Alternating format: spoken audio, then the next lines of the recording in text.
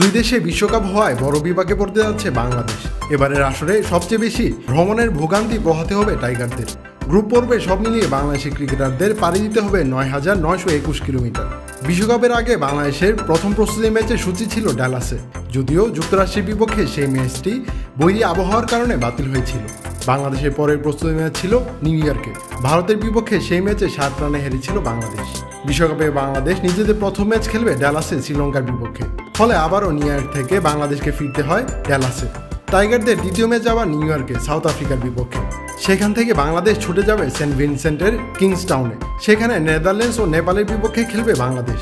এখানে শেষ হবে টাইগারদের গ্রুপ পর্বের খেলা। বাংলাদেশের পর দ্বিতীয় সর্বোচ্চ দূরত্ব ভ্রমণ করতে হবে শ্রীলঙ্কাকে। তারা প্রস্তুতি ম্যাচ ও গ্রুপ পর্বের ম্যাচগুলো খেলতে ৮,০৯৭ কিলোমিটার ভ্রমণ করবে। সাউথ আফ্রিকার বিপক্ষে নিজেদের প্রথম ম্যাচের পরই ভ্রমণ জটিলতা নিয়ে মুখ খুলেছে শ্রীলঙ্কা। লঙ্কান স্পিনার মাহিশ থিকসানা অভিযোগ করে বলেছিলেন, এটা আমাদের প্রতি অন্যায়। প্রতিটি ম্যাচের পর আমাদের টিম হোটেল ছেড়ে অন্য শহরে বা অন্য গন্তব্যে যেতে হচ্ছেই, কারণ আমরা 4টি ম্যাচ খেলেছি 4টি ভিন্ন ভেন্যুতে। ফ্লোরিডার মায়ামি থেকে আমরা যে ফ্লাইট নিয়েছিলাম সেটার জন্য আমাদের প্রায় 8 ঘন্টা অপেক্ষা করতে হয়েছিল। রাত 8টায় আমাদের ফ্লাইট ছাড়ার কথা ছিল, কিন্তু সেই ফ্লাইট পেয়েছিলাম ভোর 5টায়।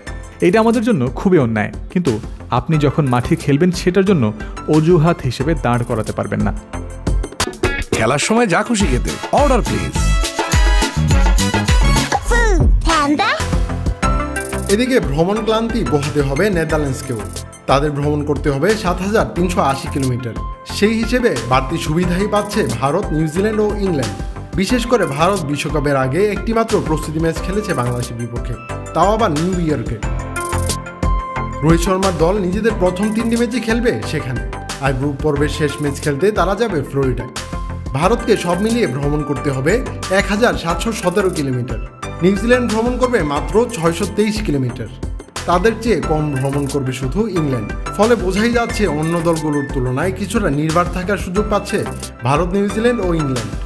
ইংল্যান্ডকে গ্রুপ পর্বের ম্যাচগুলো খেলার জন্য ভ্রমণ করতে হবে মাত্র ৫০৫ কিলোমিটার। তারা সব ম্যাচ খেলবে ক্যারিবীয় দ্বীপপুঞ্জেই। তারা ব্রিজটাউন, বার্বাডোস থেকে নর্থ সাউন্ড ও এন্টিগায় খেলবে 4টি ম্যাচ। ভেন্যু পরিবর্তনের সময় 7টি দলকে 2বার ট্রানজিট করতে হবে। এর মধ্যে রয়েছে নেপাল, কানাডা, যুক্তরাষ্ট্র, Papua New Guinea, Uganda, Ireland ও পাকিস্তান। এর মধ্যে শুধু পাকিস্তান কোনো প্রস্তুতি ম্যাচ খেলেনি, আর আয়ারল্যান্ড মাত্র একটি প্রস্তুতি ম্যাচে অংশ নিয়েছে। এই 7 দলের মধ্যে সবচেয়ে বেশি ভ্রমণ করবে নেপাল। 4 ম্যাচের জন্য তাদের ভ্রমণ করতে হবে ৪,২১৪ কিলোমিটার। এরপর কানাডা, যুক্তরাষ্ট্র, পাকিস্তান 3 দলই ৩,৯২২ কিলোমিটার করে পাড়ি দিবে।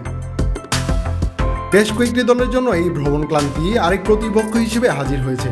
বিশ্বকাপ শেষে বলা যাবে এই দূরত্ব কোন দলের পারফরমেন্সে কতটা প্রভাব ফেলেছে। সৈয়দ সামি, ক্রিক ফ্যান্সি।